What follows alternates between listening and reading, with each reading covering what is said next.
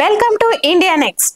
తెలుగు సినీ పరిశ్రమ ఖ్యాతిని ప్రపంచ నలుమూలాలకు చాటిన దర్శక దిగ్గజం రాజమౌళి వివాదంలో చిక్కుకున్నారు. రాజమౌళిపై ఆయన స్నేహితుడు శ్రీనివాసరావు సంచలన వ్యాఖ్యలు చేశారు. రాజమౌళి టార్చర్ ను భరించలేకపోతున్నానని, ఆత్మహత్య చేసుకుంటున్నానని సెల్ఫీ వీడియో విడుదల చేశారు. తన చావుకు ఒకటే మార్గమని, ఇదే తన మరణ వాంగ్మూలం అంటూ పోలీసులకు ఒక లేఖ రాశారు. ప్రస్తుతం ఈ వ్యవహారం సంచలనంగా మారింది. ఈ మేరకు ఆ లేఖలో వీడియోలో ఏం చెప్పారంటే, తనకు రాజమౌళితో 34 ఏళ్ల నుంచి స్నేహం ఉందని, రాజమౌళి డైరెక్టర్ గా ఎదగడానికి తన జీవితం మొత్తం దారపోశానని చెప్పారు.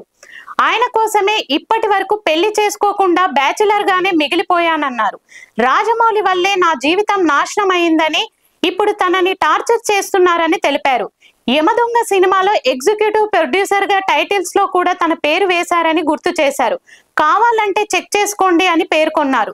తాను పబ్లిసిటీ కోసం ఇలాంటి వ్యాఖ్యలు చేయడం లేదని ఎంఎం కీరవాణి, గురం గంగరాజు, చంద్రశేఖర్ ఏలేటి, హను రాఘవపూడి, మైత్రి మూవీస్ చెర్రీ ఇలా చాలా మందితో కలిసి తాను పనిచేశానన్నారు. వారందరికీ కూడా రాజమౌళితో తన స్నేహం గురించి తెలుసని ప్రస్తావించారు. అంతేకాకుండా రాజమౌళికి క్షుద్ర పూజలు తెలుసనని, అందుకే ఆయన సినిమాలు హిట్ అవుతున్నాయని, ఆ విద్యతో ఎవరైనా ఆయన లోపర్చుకోగలరని పేర్కొన్నారు. అయితే ఆ లేఖలో ఆయన పేర్కొన్న విషయాలు నమ్మశక్యంగా లేకపోవడంతో కావాలని ఆరోపణలు చేస్తున్నారా అనే సందేహాలు వ్యక్తమవుతున్నాయి. రాజమౌళిని కావాలని టార్గెట్ చేస్తున్నారా అనే అనుమానాలు నెలకొన్నాయి. రామాయణం, మహాభారతం ఒక మహిళ వల్లే జరిగాయంటూ ఏమో అనుకున్నాము, కానీ ఒక మహిళ వల్ల వారి జీవితం ఇలా అవుతుందని కలలో కూడా ఊహించుకోలేదన్నారు.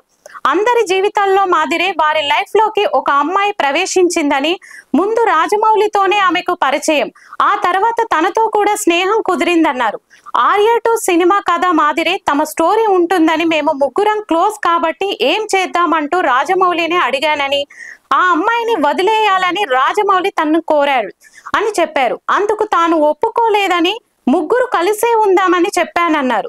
అలా చేస్తే చాలా చండాలంగా ఉంటుందని రాజమౌళి అన్నాడని, అప్పుడు ఆమెను తానే పెళ్లి చేసుకుంటానని చెప్పి నలుగురు కలిసే ఉందామని కోరన్నారు. ఇదంతా జరిగింది శాంతి నివాసం సీరియల్ సమయంలో అని చెప్పారు. రాజమౌళికి ఎప్పుడైతే స్టార్టర్డమ్ వచ్చిందో అప్పటి నుంచి గొడవలు మెదలు పెట్టాడని, తమ ట్రయాంగిల్ స్టోరీని ఒక సినిమా తీస్తానన్నందుకు నరకం అంటే ఏంటో చూపించారని తెలిపారు.